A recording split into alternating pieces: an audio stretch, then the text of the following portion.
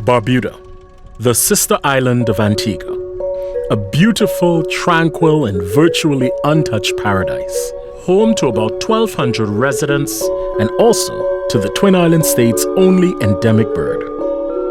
In April of 2019, members of the Environmental Awareness Group of Antigua and Barbuda visited Barbuda to conduct ecological surveys of the Barbuda warbler.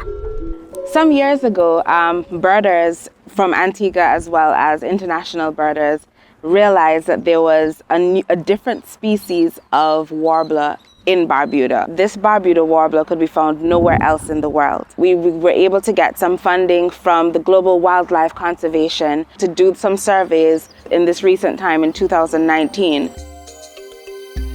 The last time a population survey was done of the Barbuda warbler was in 2017, a month after Hurricane Irma devastated the island.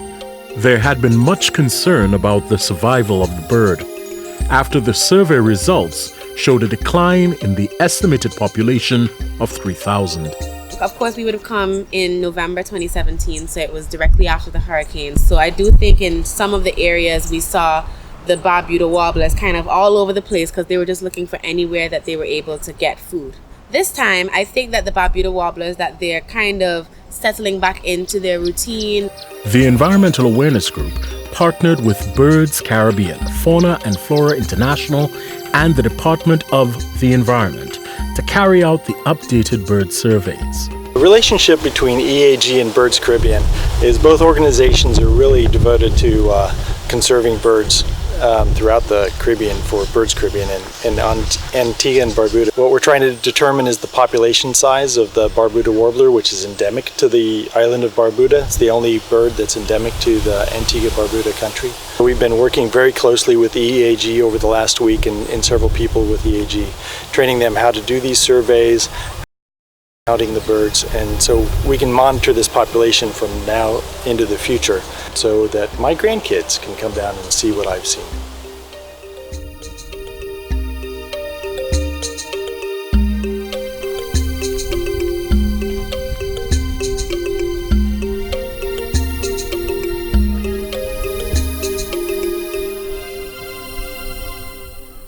These small, endemic birds can be found in many regions throughout the island. We are doing number 10.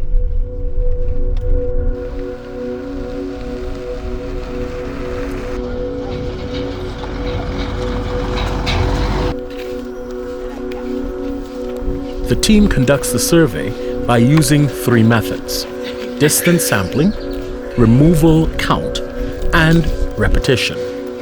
So we go to the same point several times and we measure in a lapse time of 6 minutes all the birds that we hear and we see, of course including the Barbuda warbler, and we take the distance to these birds. Also we take an angle to them.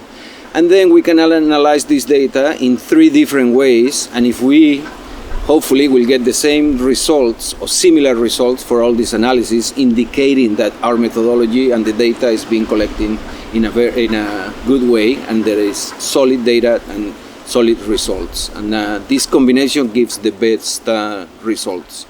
Because the Barbuda warblers don't take all of our time that we are surveying, it's really nice to have data on as many species as possible, because different species will be indicators of different things.